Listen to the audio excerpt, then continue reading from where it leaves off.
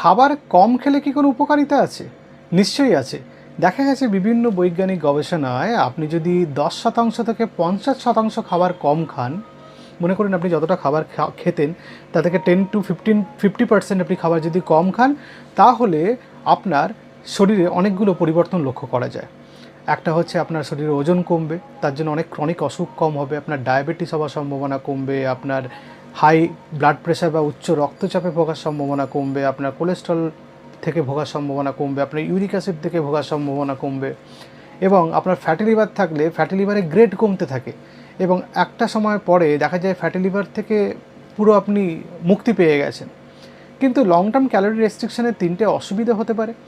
একটা হচ্ছে আপনার বডির টেম্পারেচার কমে যেতে পারে, 2 নম্বর আপনার খিদে পরে বেড়ে যেতে পারে, আর 3 নম্বর আপনার সেক্স ড্রাইভ কমে যেতে পারে। সুতরাং লং টার্ম ক্যালোরি রেস্ট্রিকশনের অনেক উপকার আছে আমাদের শরীরে।